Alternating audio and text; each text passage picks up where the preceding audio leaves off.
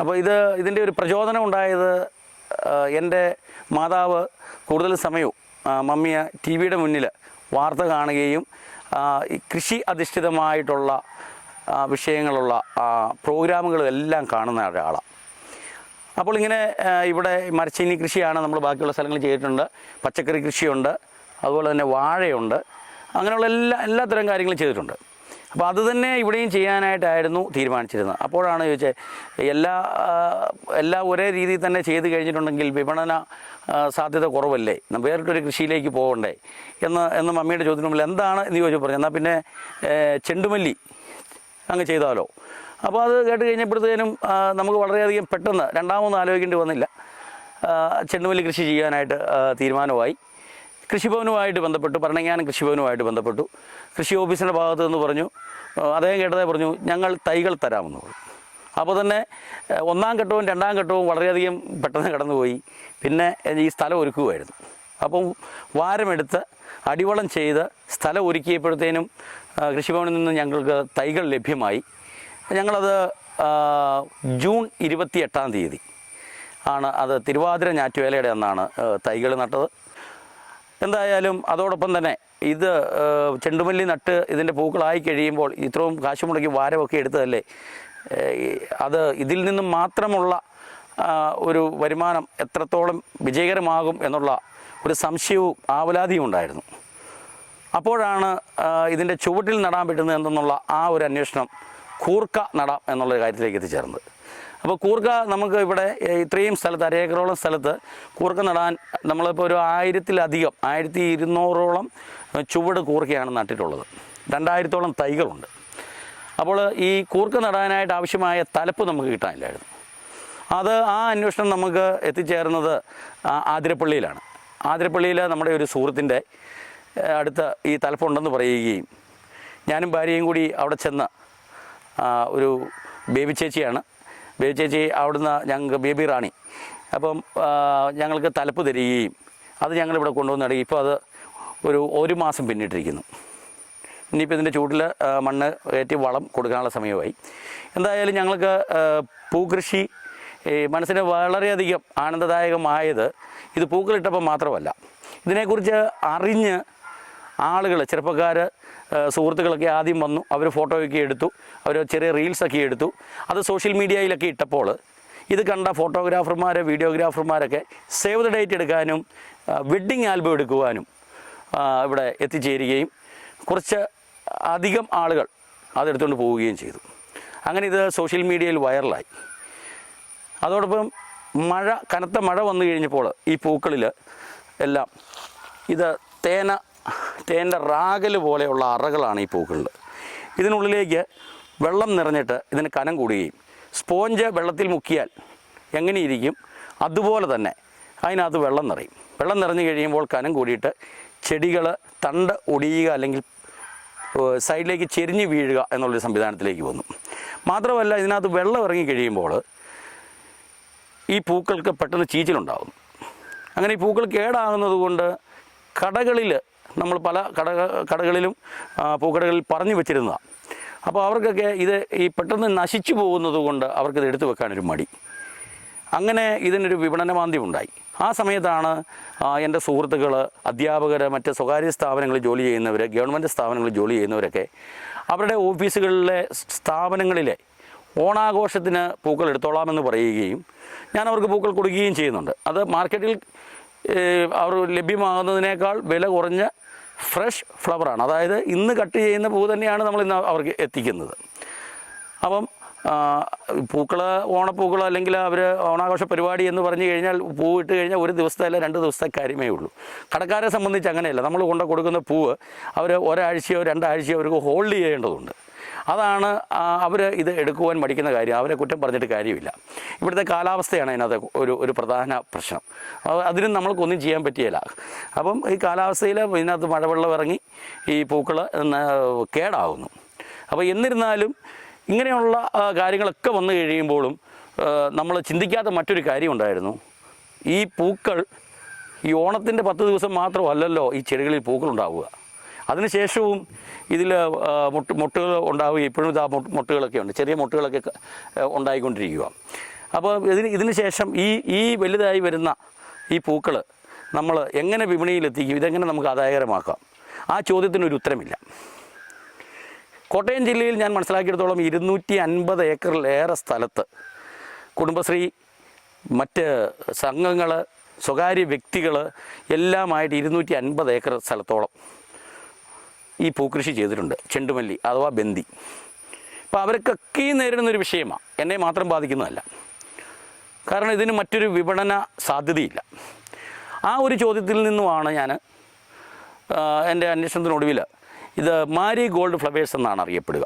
നമ്മുടെ നാട്ടിൽ ബന്ദി എന്നും തമിഴ്നാട്ടിൽ ചെണ്ടുമല്ലി എന്ന് പറയുമെങ്കിലും, അപ്പോൾ ഈ മാരി ഗോൾഡ് ഫ്ലവേഴ്സിൽ നിന്നും എടുക്കുന്ന വാല്യൂ ആഡഡ് പ്രൊഡക്റ്റുകൾ, അത് മാരി ഗോൾഡ് പൗഡർ, മാരി ഗോൾഡ് ഓയിൽ എന്നിങ്ങനെ പല കാര്യങ്ങളുണ്ട്. അപ്പോൾ ഏറ്റവും എളുപ്പം ചെയ്യാൻ പറ്റാവുന്ന ഒന്ന് മാരി ഗോൾഡ് പൗഡർ എന്ന് പറയുന്ന ആ വാല്യൂ ആഡ് പ്രൊഡക്റ്റ്, മൂല്യവർദ്ധിത ഉൽപ്പന്നം ചെയ്യുവാനുള്ള ശ്രമത്തിലാണ് ഇപ്പോൾ ഞങ്ങൾ. ആദ്യം ഉണ്ടായ പൂക്കളൊക്കെ ഞങ്ങളത് ഉണങ്ങിക്കൊണ്ടിരിക്കുക. ഉണങ്ങിയ ശേഷം വേണം അത് പൊടിക്കാൻ. അപ്പോൾ അങ്ങനെയുള്ള പ്രോസസ്സിലേക്ക് പോവുക. എത്ര കണ്ട് വിജയകരമാകുമെന്ന് ഉറപ്പില്ല എങ്കിലും വിജയിക്കുമെന്നുള്ള ആ ഒരു ശുഭാപ്തി വിശ്വാസത്തിലാണ് ഈ പ്രവർത്തനം മുന്നോട്ട് കൊണ്ടുപോകുന്നത്. വിജയിക്കുക തന്നെ ചെയ്യും. കാരണം കൃഷി ചെയ്യുന്ന കർഷകൻ അവന് അതിജീവനത്തിൻ്റെ പാതയിൽ സഞ്ചരിക്കുമ്പോൾ ഈ പരീക്ഷണങ്ങളിൽ കൂടിയൊക്കെ കടന്നു പോകേണ്ടതുണ്ട്. അപ്പോൾ അതുകൊണ്ട് തന്നെ ഞാനും ആ രീതിയിലാണ് കടന്നു പോകുന്നത്. ഇത് മറ്റുള്ള കൃഷിക്കാർക്ക് ഒരു അറിവായിട്ടും ഒരു പ്രചോദനവുമായിട്ടും മാറി ഇത് കേരളത്തിൽ നിന്നും മാരി ഗോൾഡ് പൗഡറും മാരി ഗോൾഡ് ഓയിലും ഉൽപ്പാദിപ്പിക്കുന്ന അല്ലെങ്കിൽ യഥേഷ്ടം ലഭ്യമാകുന്ന ഒരു വിപണനം ഉണ്ടാകട്ടെ എന്നുള്ളതാണ് എൻ്റെ ഒരു വലിയ ആഗ്രഹവും സ്വപ്നവും. ഹായ്, എൻ്റെ പേര് നിതിൻ സി വടക്കൻ. എൻ്റെ സ്ഥലം പാലായാണ്. പാലായിൽ നിന്നും ചൂണ്ടച്ചേരി എഞ്ചിനീയറിംഗ് കോളേജിലേക്ക് പോകുന്ന വഴിക്ക് ഇളംതോട്ടം എന്ന സ്ഥലത്തെ മേഴ്സി ഗാർഡൻ ആണ് നിങ്ങളിപ്പോൾ ഈ കാണുന്നത്.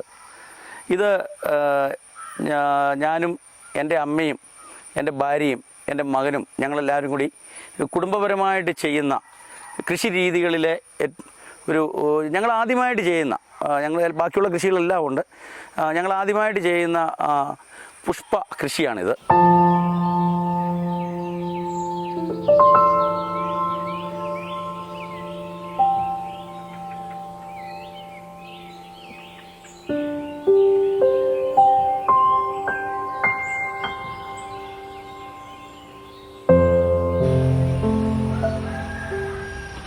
ഇത് നമുക്ക് കൃഷിഭവനിൽ നിന്ന് നമുക്ക് തന്നത് ഏറെക്കുറെ 4 ദിവസം 5 ദിവസം പ്രായമായ ചെടികളായിരുന്നു. അപ്പോൾ ആ ചെടികൾ നമ്മൾ ഈ മണ്ണ് വാരമെടുത്ത് നമ്മൾ അത് കുമ്മായമൊക്കെ ഇട്ട് അതിൻ്റെ മണ്ണിൻ്റെ പുളിപ്പുമൊക്കെ മാറ്റി അതിനകത്ത് നമ്മൾ ചാണകപ്പൊടി അകത്ത് നിറച്ച് അടിവളം ചെയ്ത് സ്ഥലമെല്ലാം ഒരുക്കിയിട്ടതിന് ശേഷമാണ് നമ്മൾ തൈകൾ നട്ടത്. ഈ തൈകൾ നട്ട് കഴിയുമ്പോൾ ഉണ്ടായിരുന്ന കുഴപ്പമെന്ന് പറഞ്ഞാൽ ഒച്ചിൻ്റെ ശല്യം ഉണ്ടായിരുന്നു, അതുപോലെ തന്നെ വിട്ടിലിൻ്റെ ശല്യം ഉണ്ടായിരുന്നു. അപ്പം അതിനെയൊക്കെ നമ്മൾ പിടിച്ച് നശിപ്പിക്കുകയാണ് ചെയ്തത്. വേറെ അതിന് വേണ്ടിയിട്ട് രാസവളമോ കാര്യങ്ങളോ ഒന്നും ഉപയോഗിച്ചില്ല. പിന്നെ ഇത് മറിഞ്ഞു പോകാതിരിക്കാനായിട്ട് ചെറിയ കമ്പ് കൈത്താങ്ങായിട്ട് സൈഡിൽ നിർത്തി അത് വാഴനാര് കൊണ്ട് കെട്ടി അങ്ങനെയൊക്കെയാണ് ഇത് ആദ്യമേ നമ്മൾ ചെയ്തത്. പിന്നെ ചെടി വളർന്നു വരുന്നതനുസരിച്ചിട്ട് എനിക്കിവിടെ വീട്ടിൽ നാടൻ പശുവുണ്ട്. ആ നാടൻ പശുവിൽ നിന്നുള്ള നാടൻ പശുവിൻ്റെ ചാണകത്തിൽ നിന്നുള്ള ജീവാമൃതം ഉണ്ടാക്കി, ജീവാമൃതമാണ് ഇതിന് മറ്റു വളമായിട്ട്, വേറെ യാതൊരു വളങ്ങളും തന്നെ ചെയ്തിട്ടില്ല. അപ്പോൾ ജീവാമൃതം മാത്രമേ ഉപയോഗിച്ചിട്ടുള്ളൂ. അപ്പം ജീവാമൃതം ഉപയോഗിച്ച് ഇത് ചെയ്തു. പിന്നെ ചെടികൾ വളർന്നു വന്ന് ആ സാഹചര്യത്തിൽ നമ്മൾ സൈഡിൽ കയറ് കെട്ടിക്കൊടുക്കുകയും കൂടുതൽ താങ്ങ് ലഭിക്കുന്നതിന് കരുത്തുള്ള താങ്ങുകാൽ കുത്തി നിർത്തുകയും ചെയ്തു. മറ്റ് പ്രത്യേകിച്ച് യാതൊരു കാര്യങ്ങളും ചെയ്തിട്ടില്ല. പിന്നെ കൂർക്ക നട്ടിട്ടുണ്ട് ചുവട്ടിൽ. അപ്പോൾ അതുകൊണ്ട് തന്നെ ചുവടുകളെല്ലാം വളരെ ക്ലീനാണ്. ഉണ്ടാകുന്ന മറ്റു പുല്ലുകളൊക്കെ നമ്മൾ ചെറിയ കളകളൊക്കെ അപ്പോൾ തന്നെ പറിച്ചും കളയുന്നുണ്ട്. അത് കാരണം ഇത് വളരെ നന്നായിട്ട് ഇത് ഇങ്ങനെ കിടക്കുന്നു. ഇത് നട്ടതിന് ശേഷം ഒരു 40 ദിവസം കഴിഞ്ഞപ്പോൾ മുതൽ തന്നെ ഇത് പൂവിട്ട് തുടങ്ങി. അപ്പം ചിങ്ങം മാസം പിറന്നപ്പോൾ തന്നെ ഇതിൽ പൂക്കളായി. ഞാൻ ആദ്യമേ പറഞ്ഞ പോലെ ഇത് ജൂൺ 28-ാം തീയതി തിരുവാതിര ഞാറ്റുവേലയ്ക്കാണ് നമ്മൾ ചെടികൾ നട്ടത്.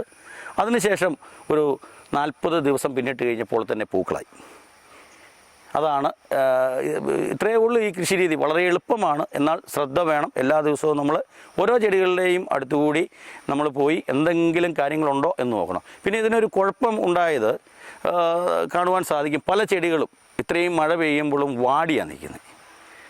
അത് ഇതിൻ്റെ സീഡിൽ നിന്ന്, ഇത് ഹൈബ്രിഡ് ചെടി ആയതുകൊണ്ട് തന്നെ ഇതിൻ്റെ സീഡിൽ നിന്നുമുള്ള ബാക്ടീരിയ ഇൻഫെക്ഷനാണ്. ഞാനത് ഇവിടെ നമ്മുടെ കൃഷി ഓഫീസർമാരെല്ലാം വന്ന് ഇത് നോക്കുകയും അവർ ഇതിൻ്റെ ചെടി പിഴുത് ലാബിലേക്ക് അയച്ച് ഇത് എന്താണ് എന്ന് അറിയാൻ ശ്രമിച്ചു. അപ്പം മറ്റ് കാര്യങ്ങളൊന്നുമല്ല, ഇതിൻ്റെ സീഡിൽ നിന്നുമുള്ള ബാക്ടീരിയ ഇൻഫെക്ഷനാണ്. അതിന് നമുക്കൊന്നും ചെയ്യാൻ പറ്റത്തില്ല. കേടായ ചെടികൾ പിഴുത് നശിപ്പിക്കുക എന്നുള്ളത് മാത്രമേ ഉള്ളൂ. യാതൊരു വളപ്രയോഗവും കൊണ്ടും അതിന് ഫലമില്ല.